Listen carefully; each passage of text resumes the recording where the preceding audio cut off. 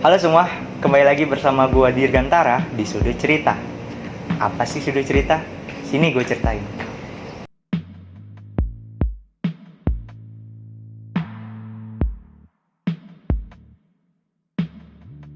Kalian pasti pernah kan pengen cerita tapi nggak punya tempat nyaman.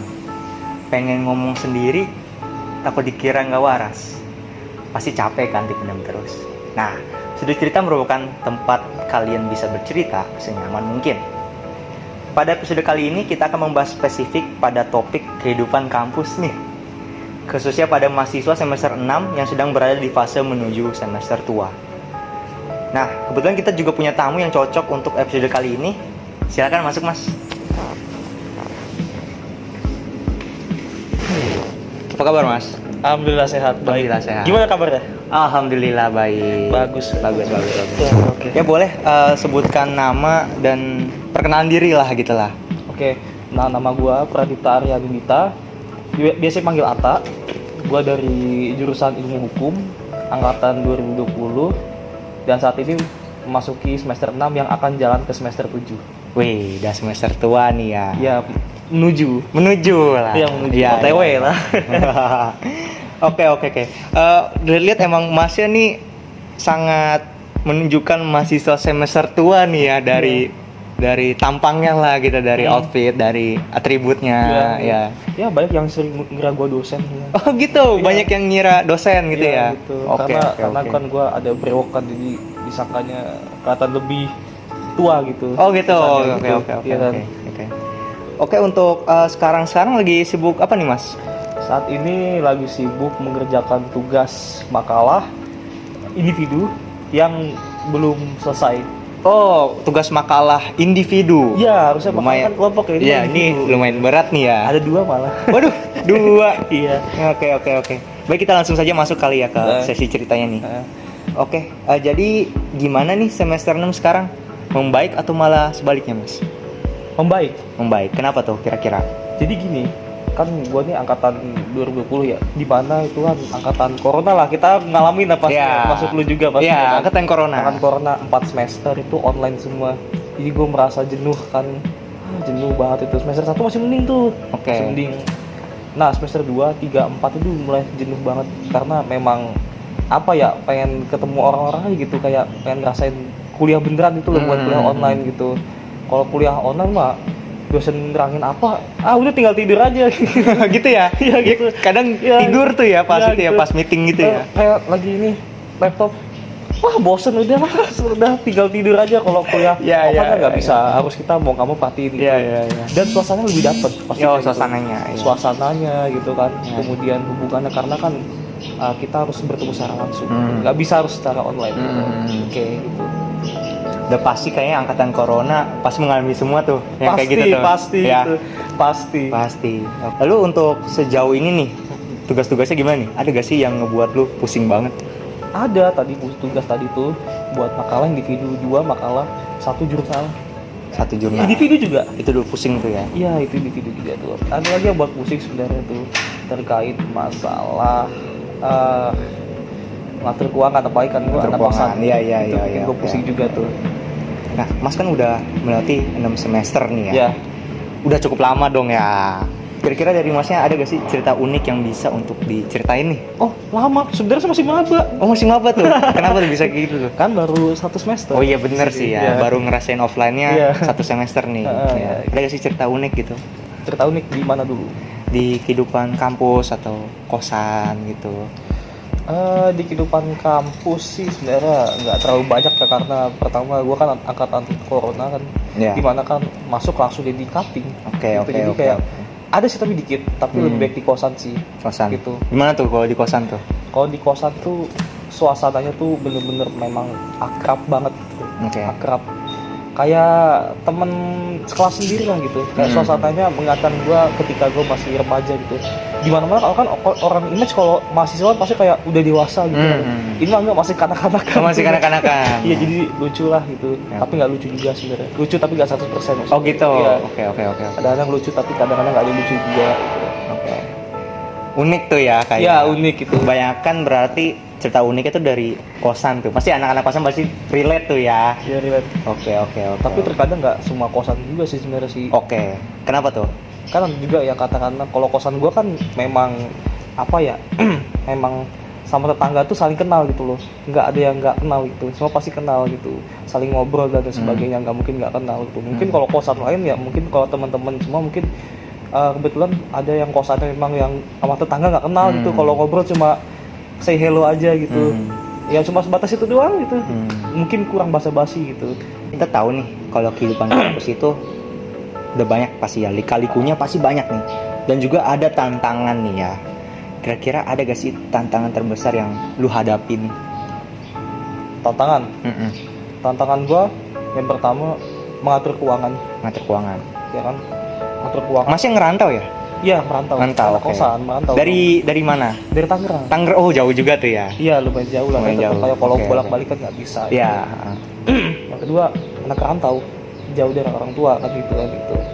Yang ketiga itu kendalanya itu kayak kalau bangun tidur tuh kadang suka kesiangan gitu. Kan biasanya Kesiangan tuh ya. Nggak ada yang bangunin tuh. Biasanya kan bangunin. Bisa dibangun bapak kan gitu. Bapak tuh ya. Bapak. Disiram air kan? Disiram. Waduh, ngeri bener. Percikin gitu. Oh, percikin tuh ya. Kalau nggak bangun siram pakai sebaskom. Oh, sebaskom tuh. Langsung di sebaskom. Sebaskom. Iya. Bukan bangun tuh langsung masuk angin itu mah. Oke. Langsung pilek kali itu. Lucu tuh ya, baskom lucu, tuh kayak. iya. Biasanya bapak-bapak tuh unik gitu Unik ya. gitu. Kayak gitu tantangan terbesarnya tuh Iya, ya. tantangannya Kayak kan serius jauh ya. dari orang tua, ngerantau lah. Berarti juga pernah ngerasain dong makan mie di akhir bulan. Oh pasti. Pasti tuh ya. Akhir bulan kayak menu tuh ya. Menu utamanya pasti mie. Mie. Tapi lu sukanya mie apa nih?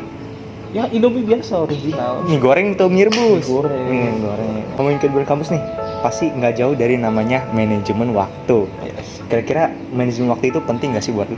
Oh jelas penting banget lah. Oke, kenapa tuh? Manajemen waktu itu apa ya? Kalau kita terlambat semenit aja udah kacau. Kacau.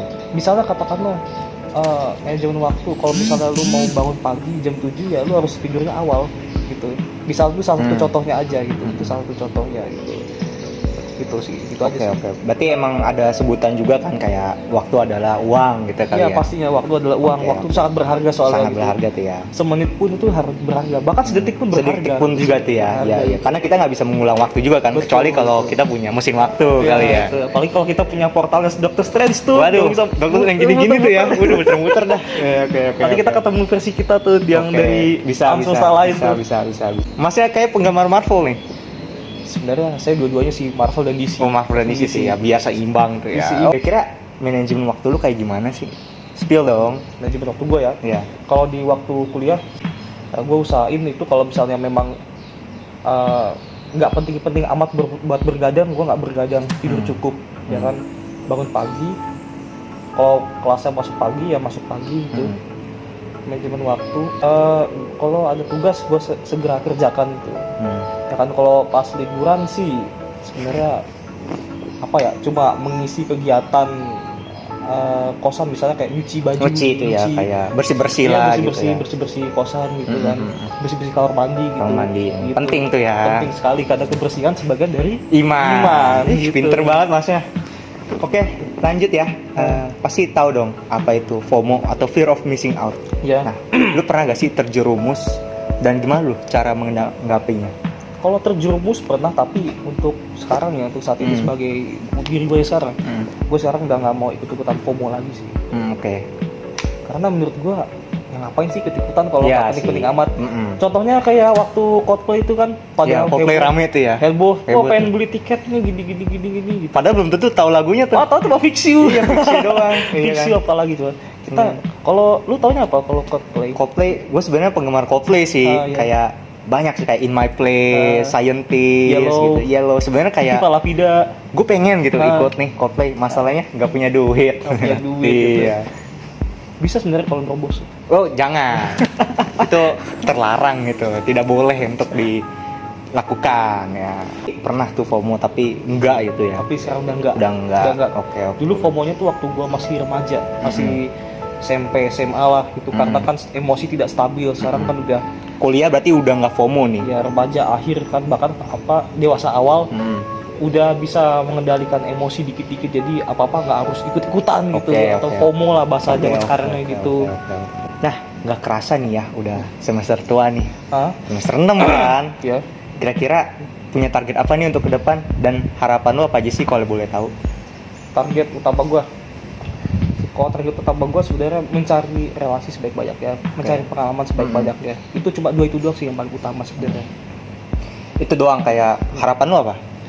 Harapan gue sebagai orang yang kuliah di jurusan hukum, gue berharap nanti ketika lulus ilmunya bisa berguna buat gue. Amin. Yang pertama, yang kedua gue bisa menguasai ilmu hukum. Amin.